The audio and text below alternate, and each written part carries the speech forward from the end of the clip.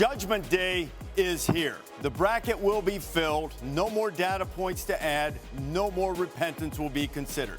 The path, once straight and narrow, widened with the new 12-team playoff. The playoff salvation is still found in the answer to one simple question. Do the good deeds outweigh the sins? Big wins, but bad losses, or modest achievements bolstered by the ultimate hypothetical resume bullet point. What if they lose their conference championship game on a walk-off 56-yard field goal? Even those who are sure of their fate anxiously await to see when their paths will start. For others, it's where. By grace, who gets a home game? For atonement, who pays penance on the road? First round bye, home or road? Well done, or cast out, where there will be weeping and gnashing of teeth. Enter out, the playoff bracket of life, revealed soon. That is where they will decide the national championship on January 20th. Welcome All right, guys. to the College Football Playoff Selection Show presented by... People are on edge right now. The AP poll just came out within the hour, and they've got Alabama ahead of SMU. They will be placed into the bracket, but where most believe that they will get the 2 seed. This is the bracket we will fill out. Top 4 conference champions buys into the quarterfinals. 5th highest ranked by the committee in Grapevine, Texas, will get into the field wherever they're ranked or at number 12. And there are if the committee holds true on that and they put Alabama ahead, they're going to be talking about their wins. And it's going to be toxic today. Reese Davis along with Booger McFarland, Joey Galloway, and Greg McElroy also ready to join us. Kirk Herbstreit and Nick Saban. So what are you waiting on here? The day's finally here after all of these shows. Yeah, the day's finally here. And here we are once again trying to figure out what this committee is going to do. Are they going to choose the brand? Or are they going to actually remember what they saw last night, late in the night, a team fight their way back and lose on a last-second field goal, that being SMU? I can't wait to see this decision, guys. And I think the key word was lose. And we keep talking about they played in the game, but they lost the game. And so that is the balance that the committee has to figure out. Yeah. I don't know which way they're going to go. I don't know if there's been many years that I've showed up as open-minded as I am about this one. It can go either way, and I wouldn't disagree. It's amazing because with this decision comes fallout in either direction. It's either you value the resume, strength of schedule of Alabama, or what do we do with conference championship games? Because if you look at the resume, Alabama was not playing on Conference Championship Saturday. SMU was. They lost. And now are you going to penalize them for having reached the postseason the way they did? The AP poll sure did. Really interesting to see how the committee handles that. I think you got to put SMU in there. And the coaches everywhere is Alabama better than them? Yeah, sure, but Nick Saban? It's about deserving it this year. On the other side of this thing now. No, he said all year, no consequences to this. We'll see, though. How does it feel to be on the other side of the divide, Nick? A lot less stress, I can tell you that much. So, you know, when things are subjective like they are in terms of picking, it's very difficult for the committee to make the decisions based on a lot of different information. What is more important, wins, strength of schedule. But I think one of the things that we really need to do in college football, and probably learned a little bit about that this year, actually, is all wins are not the same as other wins. In other words, what we've always done publicly in college is look at record. We don't look at strength of schedule. We don't look at all those types of things. So, you know, we have teams that are getting into playoffs and actually getting byes that have the 80th best strength of schedule. We have teams that are now going to get decided based on a strength of schedule of 15 as opposed to a strength of schedule of 60. And so is it winning games more important? Now, my question about all this is if those things were factors, why is the ranking the way it is? In other words, if Alabama should be in the playoffs instead of SMU, SMU shouldn't get knocked out for having lost in the ACC championship game. But how about the fact that they shouldn't have been rated 8th to start with?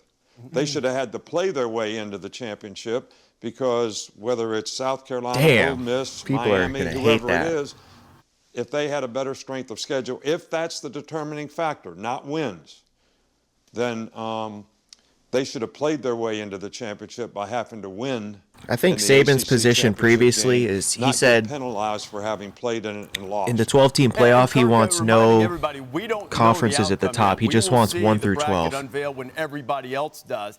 We've seen Nick on the other side. What are you looking for with this committee's about to let us know who will be in the first 12-team playoff? Well, right out of the gate, I really don't understand Booger's comment about brand over last night. I think that's like low-hanging fruit on the internet or on social media. To me, I think it's very, very clear that what Coach just described and what Greg just described, this isn't easy. The committee's going to lose no matter what they do.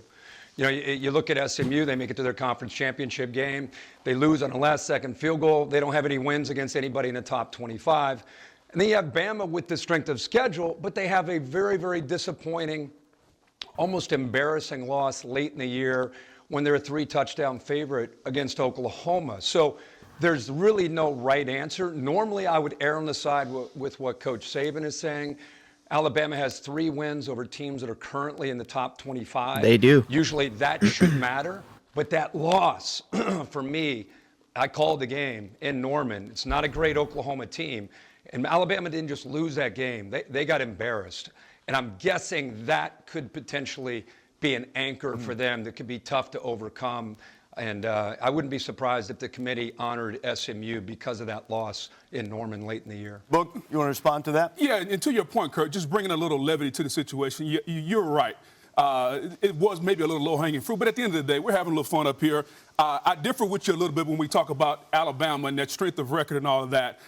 They have 3 losses. One of those is by 21 points on the road at Norman. Another one is to Vanderbilt. So I hear you and Coach talk about who we've beat, but at some point, it's hard for me to dismiss those losses out of my mind. And I get it. The schedules are not balanced. Teams are playing different schedules. But at some point, we have to take a look at who these teams beat based on who they're lined up on their schedule. And I think that's why I'm going to lean toward SMU a little bit. So Kirk and Saban are just completely passing over the fact that we're looking at who they play. I just said the same thing. And we're saying, honestly, we're saying, yeah, SMU making it that far and they're going to get held against them. We're penalized for losing. But here's the thing, and let's get to the last night's conference championship games. And I think the one thing you look at with this is that all of these teams have proven they can lose. All of them have warts. All of them have ugly warts. The determining factor is, do you think, as you do with some, that the warts are so ugly it makes you hideous you can't be in this field? Or do the warts just keep you from being as attractive as you would like to be, which might be a team that doesn't play as strong a schedule? So here's what happened last night. Conference championship games, if you win, as Dan Lanning said, you don't have to worry about any of this. Conference champions, reporters all over the place right now to keep up with what's going on in the places waiting to see if they're going to get in. Taylor McGregor's at Boise State. We got Katie George with the Sun Devils at Arizona State. Molly McGrath at Clemson. Taylor, let's start with you. Mike's off. Is the 3 or the 4 seed as long as they do get that first round bye. But he did tell me he's not addressing seeding at all with his team because he doesn't want anybody leaving here today disappointed. He wants them to celebrate the fact that they are in the college football playoff. It was a goal they set about this year. This time last year when Ashton Genty announced that he would be coming back for another season, and that is the focus, is celebrating that. Next up, let's go to Katie George in Tempe. Well, Taylor, the Big 12 champs are currently in their team meeting room waiting to see if they get a first-round bye. With Clemson beating SMU last night, Kenny Dillingham believes that his team deserves the 3 seed, jumping Boise State because his team is playing its best football I right guess that's now. another question there. Does Arizona State jump Boise State off their win? I don't think so, but they might. Jordan Tyson. Cam Scottaboo continues to be an absolute star for this team. They want the 3. At the very least, they'll take the 4. Now let's head to Clemson where we'll check in with Molly McGrath. Hey, Molly.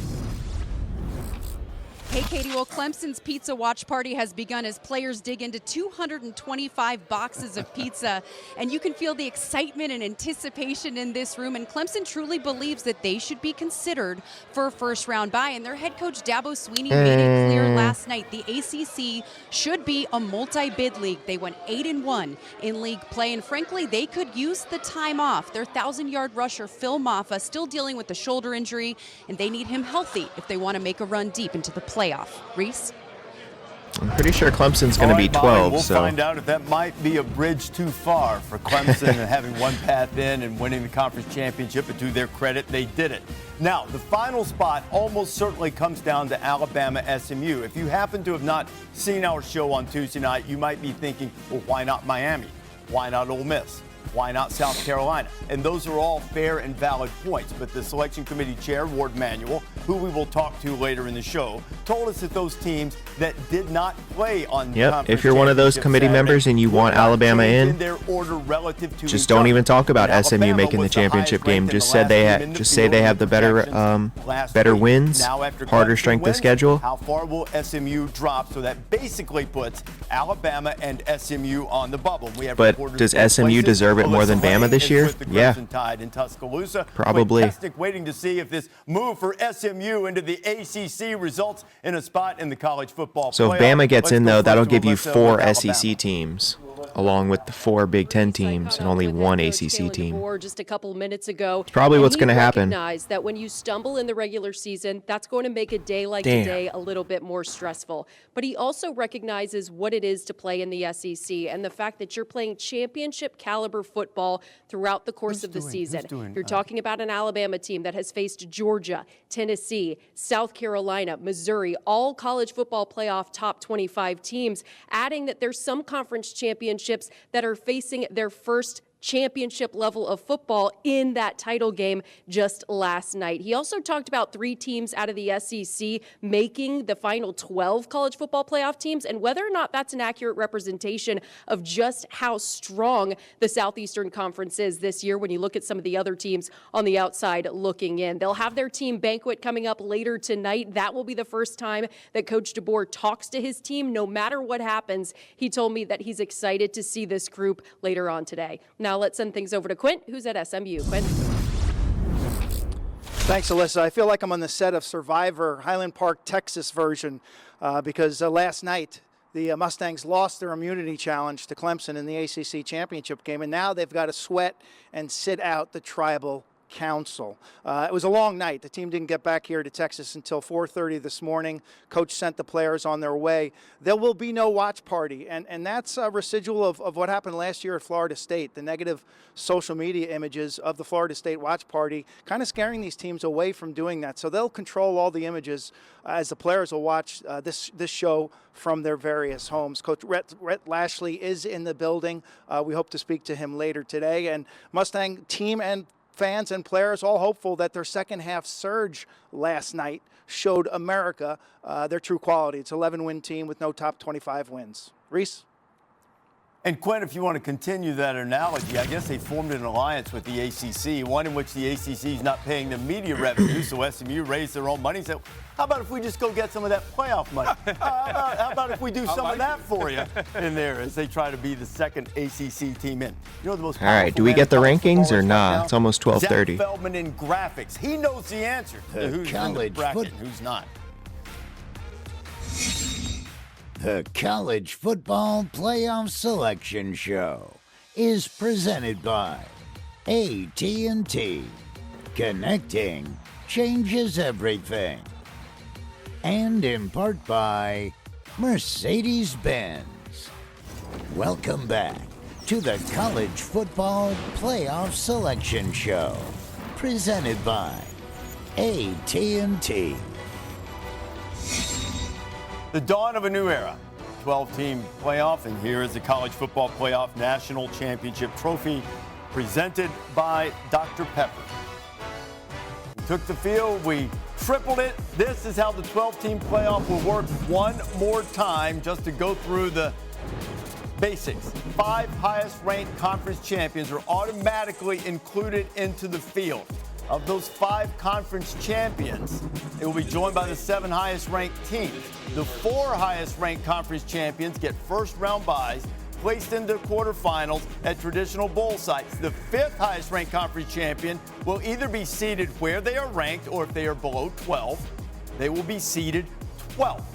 Remember, only conference championship winners are eligible for those automatic bids. Then, 8 teams play in the first round. Seeds 5 through 8 will play on campus. This is the best aspect of the new formula and the new system, you have home playoff games. So once you do that, then the winners advance. There will be no reseeding all the way through to the national championship game. When we get to the quarterfinals and the semifinals, all of those will be on neutral fields at traditional bowl sites, culminating in the national championship game, which will be Mercedes-Benz Stadium in Atlanta, January 20th.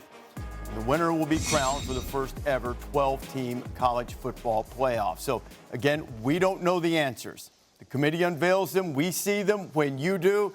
Zach in graphics, he knows the answers because he's had to type it all up. So you guys ready to do this? Let's do it.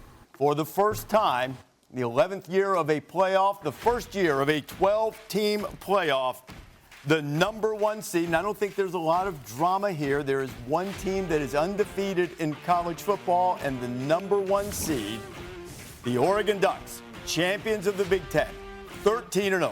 Victorious over Penn State, and the Ducks, Dan Lanning, go in as the number one seed. The number two seed, Georgia.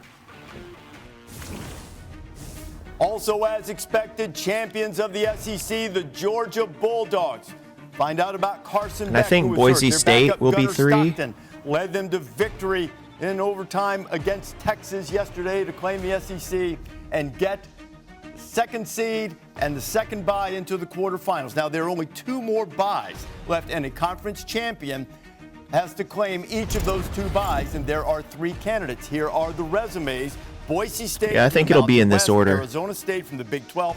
Clemson, a surprise winner in the ACC, and not listed on Boise State's resume. It's what we talked about earlier, their lone loss, a close game against Oregon. Who do you favor? I favor Boise State, champions of the Mountain West, 12-1. And to your point, their only loss on the road at Eugene. They had to get a couple of kickoffs to beat them. I think they should be above those other 2. I would be stunned if it's not Boise State, because Tuesday, when you talk about the gap between Boise State and where Arizona State was and where Clemson was, I'd be stunned if they were able to jump them. I would go with Arizona State. I think they're playing their best football at the right time. Last 2 times out, absolutely dominating. If they put Arizona State at 3, they're really hammering that non-P4 Georgia, pretty easy. conference. The 3rd seed in the college football playoff, a bye into the quarterfinals.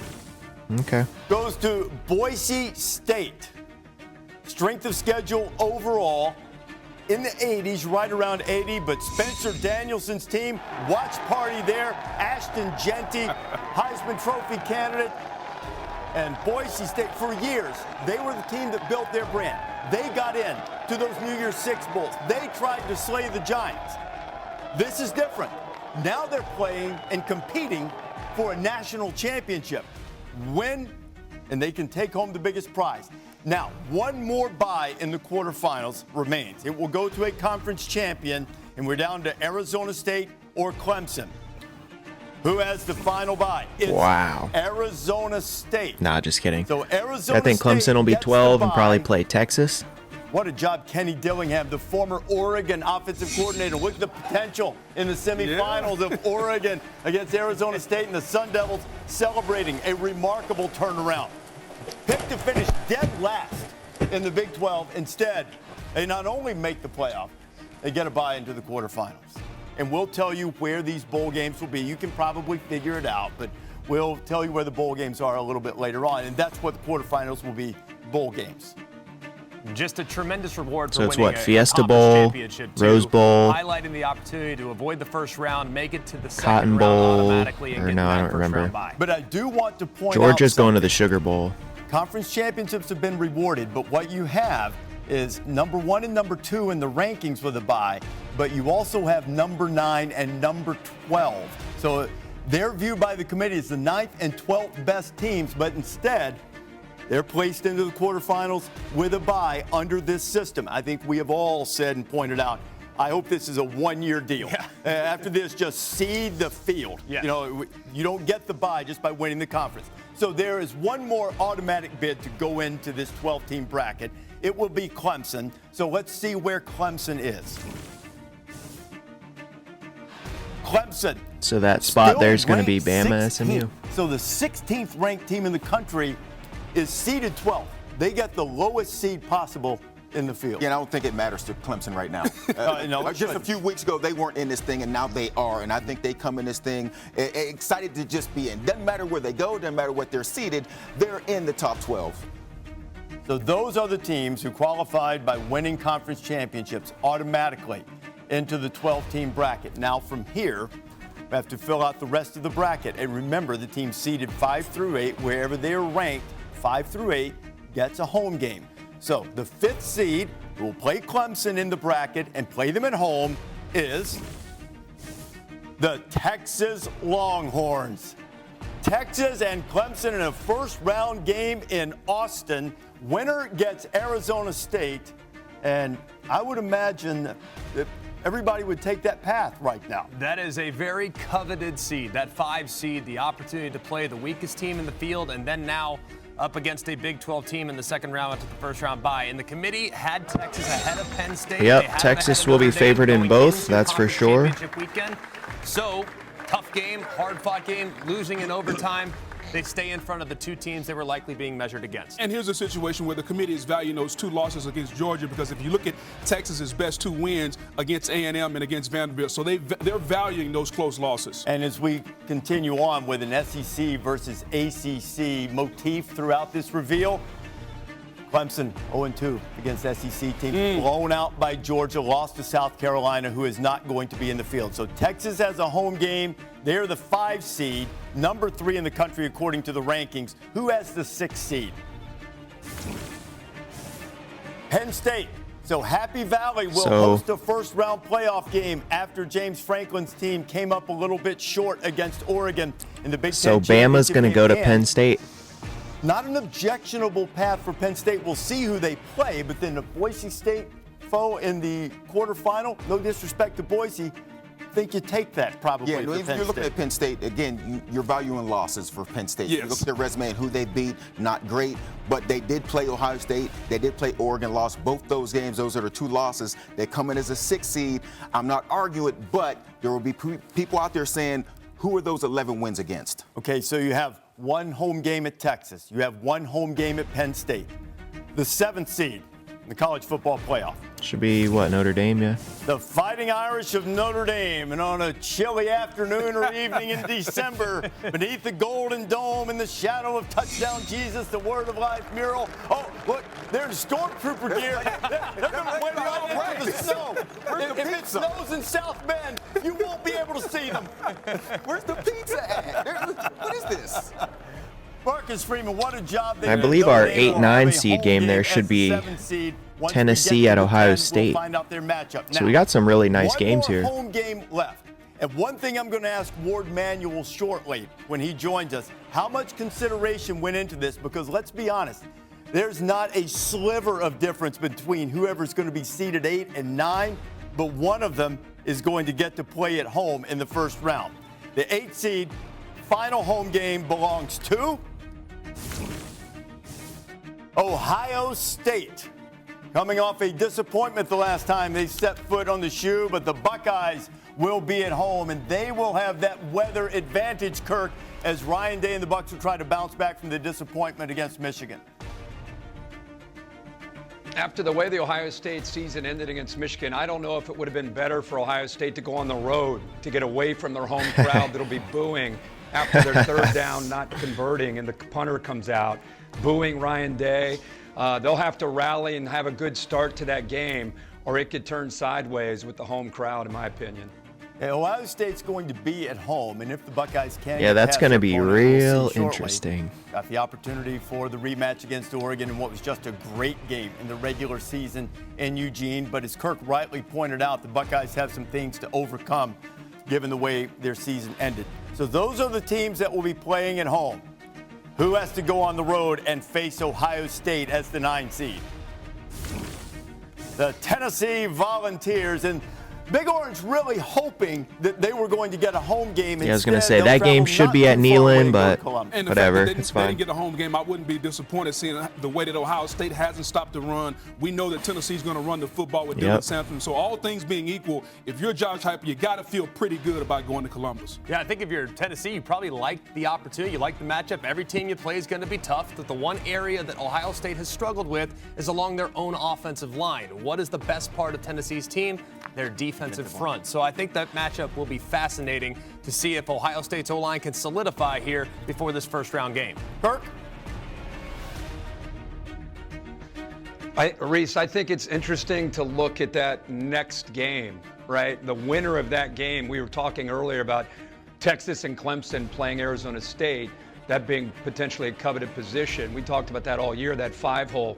Look at Tennessee and Ohio State, who they match up with, the winner of that game. That's pretty exciting to look at that game. Potential rematch with Oregon and Ohio State, or Tennessee gets a shot to take on the #1 team throughout the year. You know, it could be, that maybe we talked about the 5 seed being coveted. As I look at the way this bracket's unfolding, maybe it's going to be 6. Maybe it's 6. It is 6. 8-9 games. And Alabama's going to get that spot. 7-10 so it's matchup in South Bend. You're going to get Alabama or Penn State in the semifinals. In-state battle. Signetti wanted a home game. I don't think he had much of a case for a home game, but he doesn't That's an have to awesome travel game, too too. far. As the Hoosiers, what a remarkable season. They go out to take on the Irish. You talk about 2 different teams, Indiana and Notre Dame. Notre Dame with their run game, Riley Leonard also their run game, Jeremiah Love, the running back, going against the Indiana team that is, when you look at them, they want to throw the ball, they want to put in the air. Very good defense, but can then hold up against the run of Notre Dame. In-state battle. I don't see that one a lot over the years, And now forced together by this new 12-team bracket. Notre Dame and Indiana. Winner gets Georgia in the quarterfinals. Yeah, so far I did my predictions last night. I think we pretty much know. I had SMU. The 2 teams it comes down to. Does it come down to Alabama? Well, we know what time which it has is. Some rough losses, or SMU. Gonna have to fix the which playoff really doesn't again. have anything that ugly on its resume, but they also don't have anything that really stands out as a. When they bring on the committee chairman, they're going to talk about these wins for Bama here on the left. Georgia, South Carolina. They're not going to talk about the record. Duke, Pitt, and TCU, whereas Alabama has 3 teams on their ledger that will be ranked in the top 15 to 20 in these final rankings.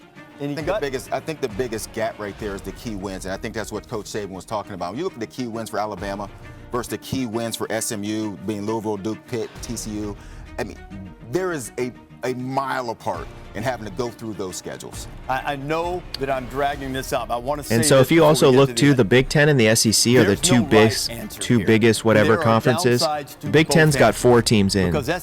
Alabama would be the 4th team for the SEC. If Alabama doesn't get in, the SEC is going to throw a fit. And they're going to get. They're going to view that as totally unacceptable. So, you know what it is. To take on Penn State and the final spot in the college football playoff. Who is it?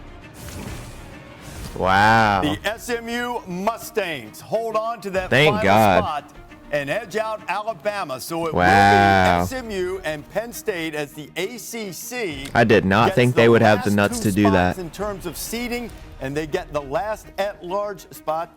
And so now we'll do the first team out, which we all presume to be Alabama. Alabama is the first team out, and the second team out, I assume, will be Miami again. And it is.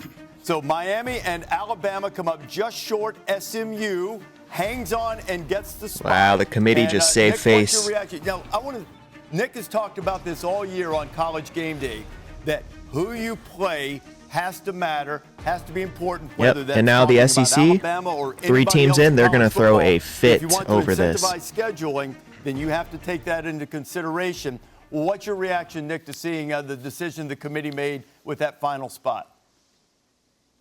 Well, I think one of the things that I've mentioned, throughout this football season is if we don't take strength of schedule into consideration, is there any benefit to scheduling really good teams in the future? Like, here at Alabama, we're supposed to play Notre Dame, Ohio State, Wisconsin, Florida State in the future outside the league.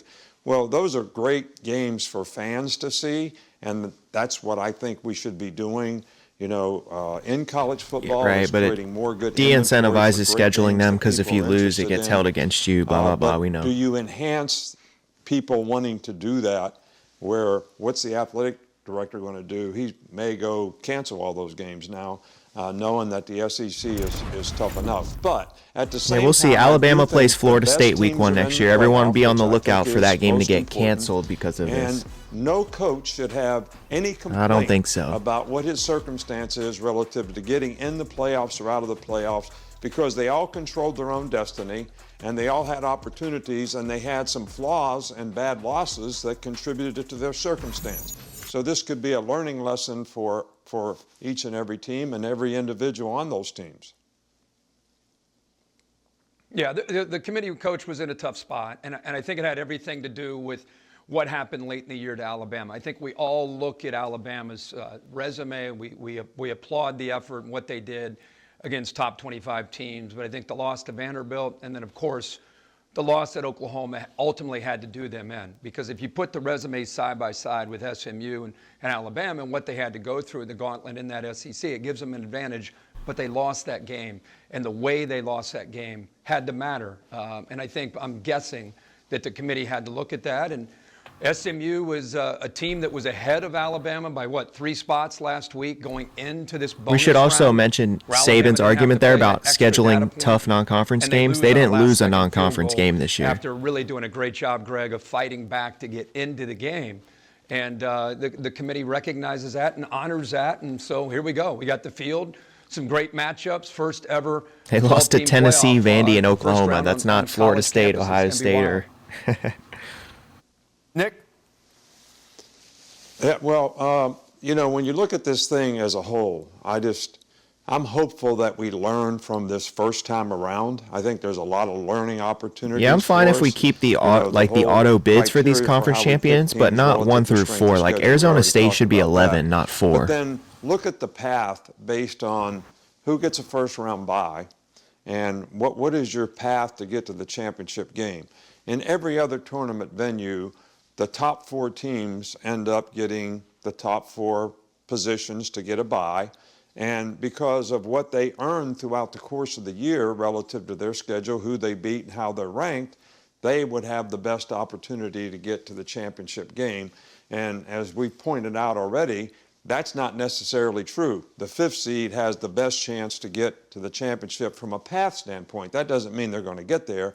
But if you look at the ranked teams and the ranking of the I think we teams need they're to going fix play, that. they have the lowest ranked teams to get to where they want to go. And some of the higher seeds, like Oregon, is going to have to play Ohio State or Tennessee, which is, the 8th or 9th ranked teams in this playoff system, but some of the better teams in college football. So I think we can learn from that as well. Yeah, Coach, I completely agree. We really need to reassess seeding, how we do it, what guarantees we're making. If you win a conference, are you guaranteed a bye? I agree. Just seed them 1 through 12, and let's see how things stack up. But this was a very difficult conclusion to come to because there was really no winning, like you've all alluded to for, the better part of the last half hour. You had consequences on both sides. You put Alabama in the field. You are now de-incentivizing participation in a conference championship game because SMU, had they decided not to play the ACC title, they say, we're not going to go. They're at 8.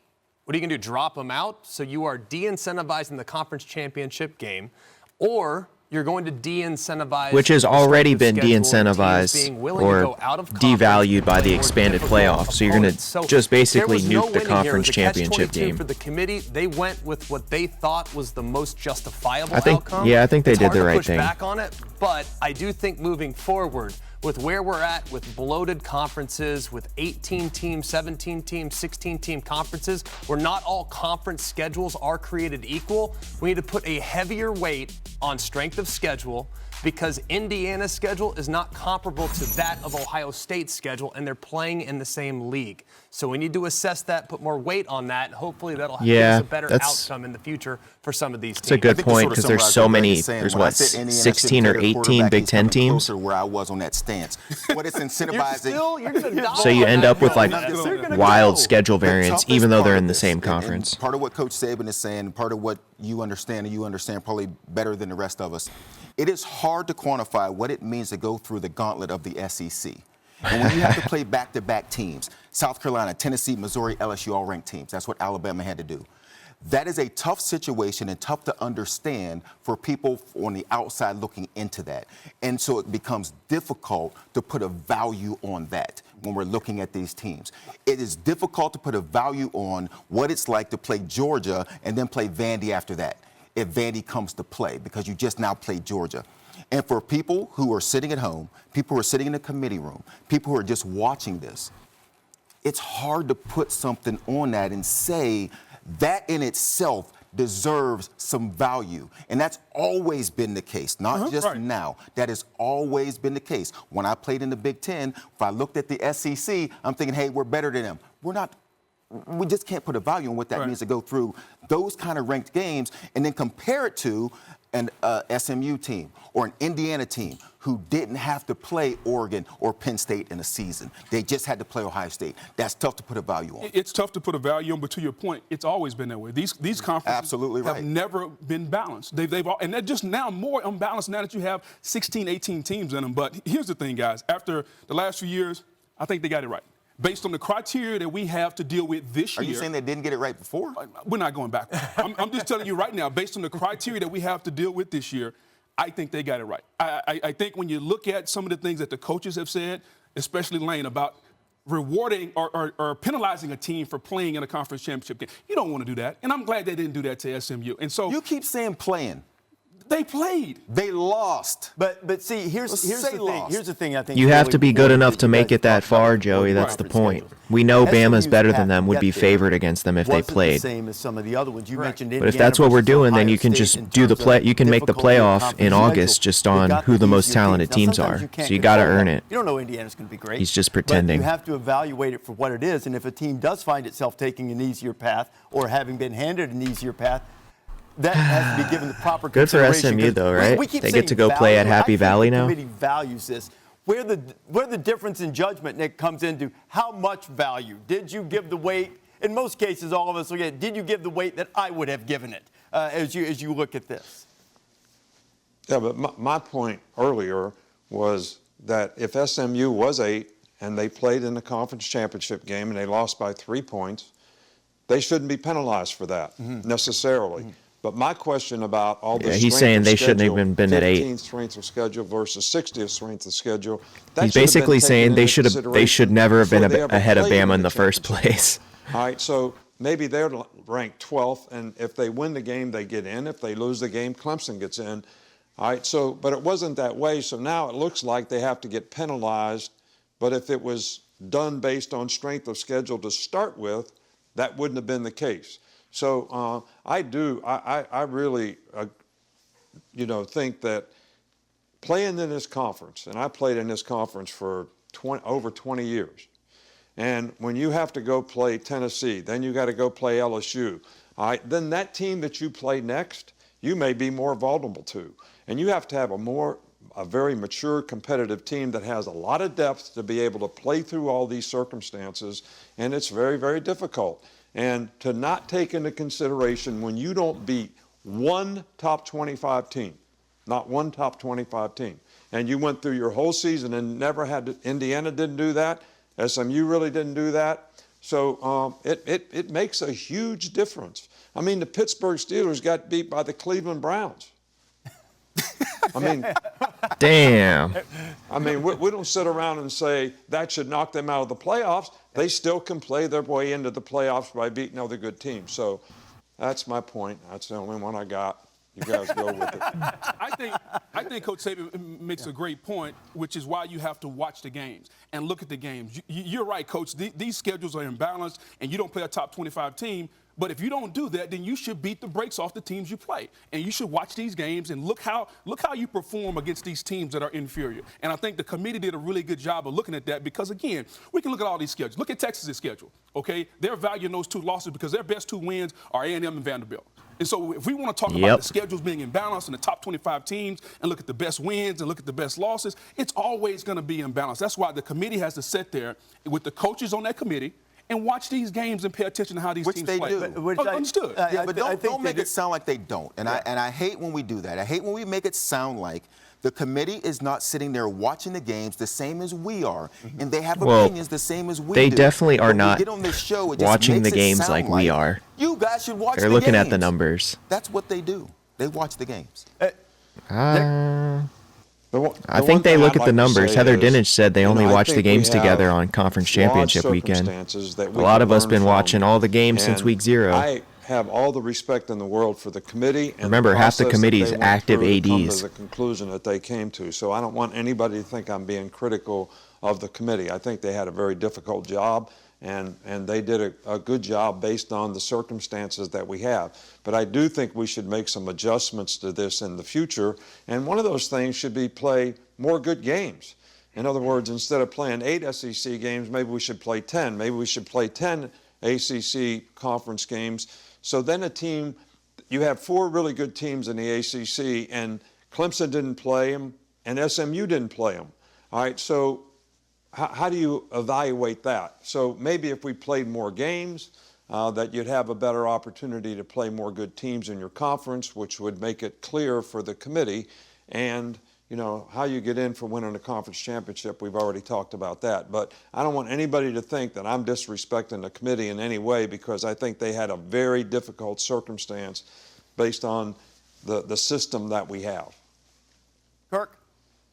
I remember when last year when we had the 4, that there was a big debate, and I think when we went to 12, there's some people that thought, you know, we're not going to have this big debate next year because we're going to have 12, and of course you're going to have a debate. Reese, you guys do it even with a field of 68 in March, so there's always going to be a debate. I think in this case there just wasn't going to be a right answer no matter what. I think they got the teams that probably what we all expected to be in after the results from last night. Now it's, hopefully, Reese, you made a good point. Maybe love to see some unification of the group making decisions to tweak this starting next year, whether it's the rankings. Coach, I was going to ask you, has there ever been I can't wait to see the fallout now about the SEC. Scheduling all the games instead of it being done in a silo, the SEC, the Big Ten, because there were so many weeks this year where we had 6 really good games, and then the next week there weren't any marquee top 25 matchups. It'd be great if we somehow, like the NFL does with one office, they get together and they look at the scheduling from a kind of a broader view. Yeah, what they should do is each conference set the schedule and then have like one body just wondering now that this game is distribute the games out and like obviously keep rivalry week and the traditional games of like the 3rd Saturday in October, blah, blah, blah. Deviate the scheduling as opposed to just everybody doing it, kind of hiding, get away. We're going to make our own schedule. That would be very helpful, I think. I'm not sure how much it would change, though. Well, I think, you know, one of the things we can learn from where college football is, whether it's name, image, and likeness, paying players, transferring, all these things are going to have an impact in the future, because even when this court case gets settled, some people are going to be able to revenue share at a different level than others. So does that put teams in a different category? And then do those teams play each other? So I do get your point about scheduling, but I do think that the whole landscape of college football has changed dramatically.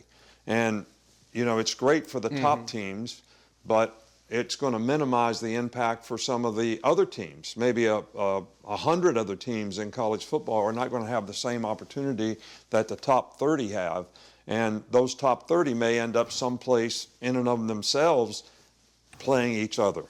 You know, I think if we have that, it would be certainly easier to find out who the best teams were, because you wouldn't have so many games that were so imbalanced in terms of who should win and who should lose. All right, that's it. We've made a date. The 6 of us, Kirk's Place, sometime in the summer. We're going to set the whole schedule. We'll have a big TV show for a schedule reveal, and off we go from there. Feel good about that? That's how we'll do it. Love it. I'm in. Let's do it. Let's do it. Let's do it. Here's Our coach's lake house. All right, and that here would we be go. great, That'd be good too. We could do that too. Well, site to be determined. You're always welcome. So the Friday game is first round Friday game is Notre Dame, Indiana. That are determined, guys. Noon game is SMU, Penn State. Teams who got buys into the quarterfinals. Okay. Oregon, Clemson, as expected, Austin. traditionally, Big Ten Clemson going to champion, Austin. Goes to Pasadena. Okay. Oregon will host a Rose Bowl game Rose against Bowl's the winner at of Tennessee 5. and Ohio State. Okay, Peach that Bowl, will be on yes, New Year's okay. Day at the traditional time, 5 o'clock Eastern time. Georgia will follow that on the same evening in the Sugar Bowl against the winner of Indiana Notre Dame. You have the 3-seed Boise State. They get the Verbal Fiesta Bowl. Now, that's pretty significant because this way Arizona State doesn't get a de facto home game. Boise State will be in the Fiesta Bowl. That will be on New Year's Eve, 7:30 Eastern time against the winner of SMU and Penn State. And then Arizona State will go to Atlanta. They'll start the triple header on New Year's Day. Sun Devils taking on the winner of Clemson and Texas. And also have a note of when the other games are played and what's in prime time. Indiana and Notre Dame will be in prime time on Friday night, December 20th on ESPN and ABC. And then the other prime time game. So Penn State, no whiteout. We get big noon kickoff on TNT. On Saturday night. And the other games will be nasty on Saturday afternoon. Our friends at Turner will have those, but still will be ESPN Productions, as those games will be televised on TNT and Max. When we continue our playoff selection special, Ward Manuel, the chair of the College Football Playoff Selection Committee, will join us to break down the committee's thinking on the seedings and selections right after this.